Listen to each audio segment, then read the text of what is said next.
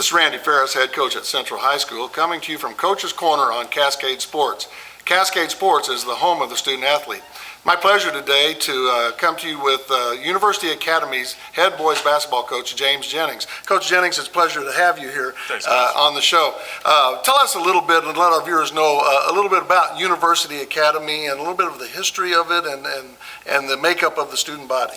It's a charter school and off of 6801 Homes near the Brookside area.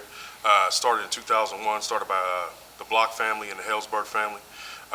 Originally, their building was on Truce. I don't know the address. I'm not sure the address, but now we're up at 6801 Homes, beautiful building. Basically, owned district. The kids have to live in the KCMO school district. Great academics, some of the best test scores in the state of Missouri. It's a lovely school. Yeah, and I've been there scouting games and been inside your building, and I'll attest to that. It's a great facility. So a little bit about the basketball program and how you've been doing this. A little bit of a rebuilding year this year, I think, but you've had some great success there and some great teams. Yeah, I started in 07. My first year was rough. It was, I had a lot of sophomores. We went 7-13 that year. I tell a lot of people about that. The second year we go 18-9. The third year we win our district. We entered the state playoffs for the first time in school history. Had a player that's now at UMKC, Martez Harrison, school's all-time leading scorer. He did some great things for us, and it was a treat to coach him. Well, and he's done well in the league that he's in now on the college level. He's been the player of the week several times, and he does a nice job. They had a victory last year over the University of Missouri. Correct. So he is an outstanding person that's come from the Kansas City area and has gone on to greater success. So tell us a little bit about your season this year, and you and I sitting here, we're at the district seating meeting, and just how powerful this district is that we're involved with. Great district. Been in this district for several years since we've been Class 3. I go back, and if you go back and look at the years, it was Hogan for a while when Coach Sticer was at Hogan. Either they were in the semis or the state championship. Then it was St. Pius. Then it was now it's Barstow. So for the last 6 or 7 years, somebody from our district has either been in the semifinal or the championship game and came away champions. So it's a tough district, well-rounded. Schools from the area, we all know each other. The kids know each other. Great competition.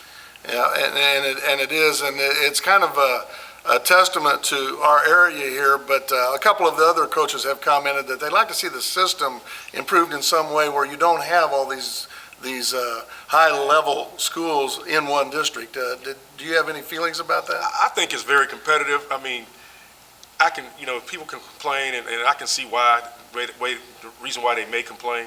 When we were Class 2, we got bumped up with the qualifier.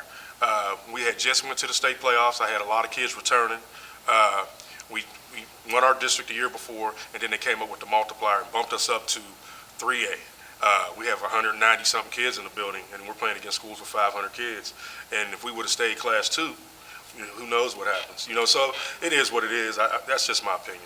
Well, on the ballot that's coming out this spring, I was just reading on the MSHSAA website yesterday, we may be voting on whether or not to divide it up and have a public championship and a private championship. Do you have any feelings about that?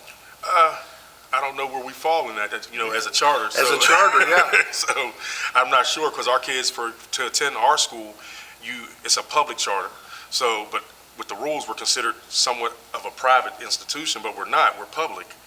So we're on the line. So I don't know which way to go with that. I just want to play basketball and have my kids play the best competition possible. Yeah. Okay, so I do know that you've had at least one assistant coach who's gone on to some success. Do you want to comment on Coach your coaching tree that you have? That's my guy. I had a couple guys. I had Coach Dare, who played for Coach O'Connor at Rockhurst, who's now an assistant coach over at Pembroke.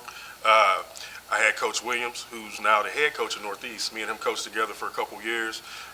We did the 5-star camps together, and we coached at MoCan together. So, there's a tight relationship there, and he's a good guy, man. And I knew he was going to get a job eventually, and it worked out for him. He's doing good things. Yeah, and I'm in the league with him, and I coach against him, and you hit it on the head. Really good guy, solid.